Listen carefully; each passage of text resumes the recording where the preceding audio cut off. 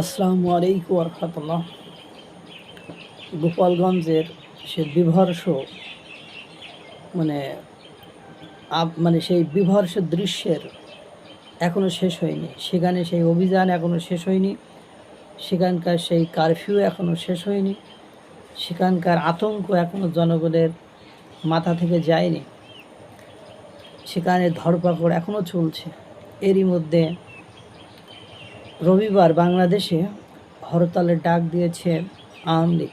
যদিও কতটুকু সফল হবে সেটা বলা যাচ্ছে না, কারণ এর আগেও ফেসবুকে আওয়ামী লীগের ভেরিফাইড ফেসবুক থেকে 18ই ফেব্রুয়ারি একটা হরতালের ডাক দিয়েছিল, সেটা কোনো সাড়া শব্দ তেমন পাওয়া যায়নি। কিন্তু এবার ডাক দিয়েছে স্বয়ং দলটির সাবেক প্রধানমন্ত্রী শেখ হাসিনা। তিনি আরও বলেছেন যার যা আছে তা নিয়ে প্রস্তুত থাকার কথা তিনি বলেছেন। তিনি বলেছেন গণপ্রতিরোধ গড়ে তোলা হবে। এই গণপ্রতিরোধের নির্দেশনা তিনি দিয়েছেন। একটা অডিও বার্তাকে টাইমস অফ ইন্ডিয়া এটি প্রকাশ করেছে। টাইমস অফ ইন্ডিয়া এই বিষয়টি প্রকাশ করেছে।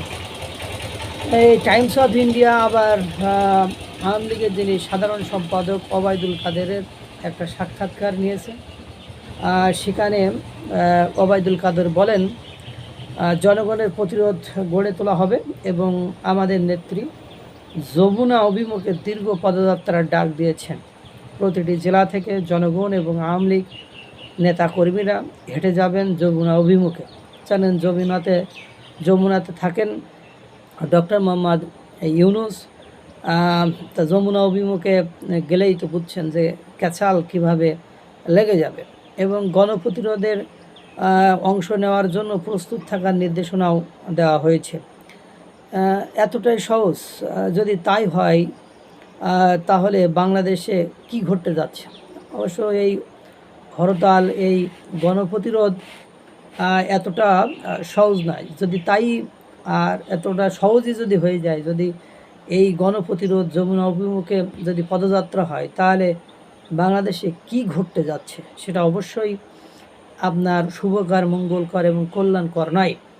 আপনারা জানেন যে গোপালগঞ্জে ঘটনার পরে এনসিপির আহ্বায়ক নাহিদ ইসলাম তিনি বলেছিলেন তিনি সামনে আরেক লড়াই, সে লড়াইয়ের প্রস্তুতি নিচ্ছি, মানে আরেক লড়াই, সে লড়াইয়ের প্রস্তুতি নিচ্ছি। এবং তিনি বলেছিলেন আমরা আবারও গোপালগঞ্জে যাব এবং গোপালগঞ্জের সাধারণ জনগণকে মুক্ত করে ছাড়বো ইনশাল্লাহ। এবং তিনি বলেছিলেন এবার যখন যাব খালি হাতে যাব না।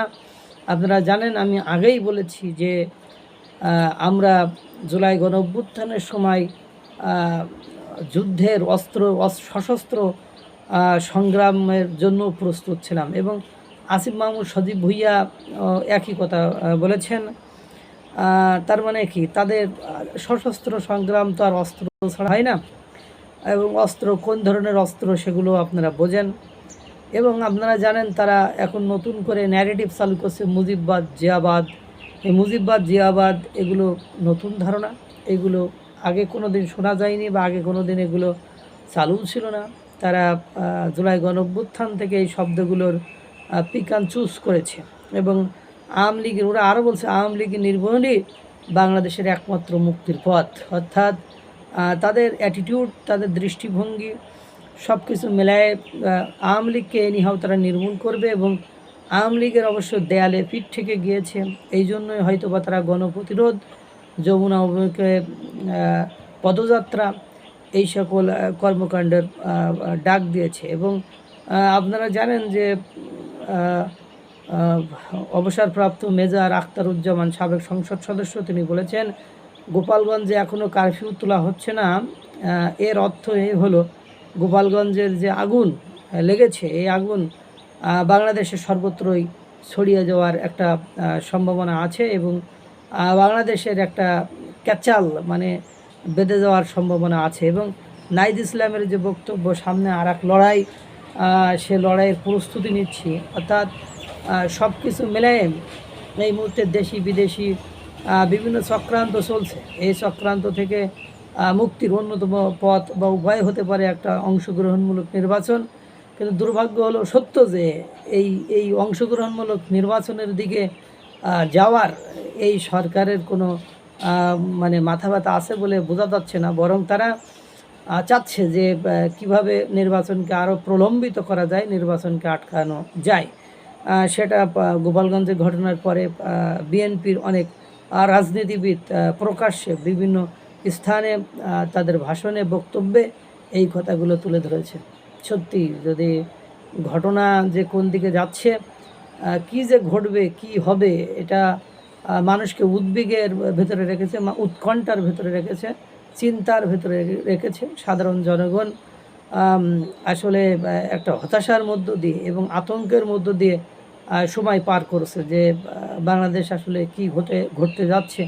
কারণ এদেশে ছাড়ের রাজনীতি, গণতান্ত্রিক চর্চা এগুলো শুধু মুখের বয়ান ছাড়া আর কিছুই নয়। আল্লাহ তাআলা সকলকে ভালো রাখুক, সুস্থ রাখুক। আসসালামু আলাইকুম ওয়া রাহমাতুল্লাহ।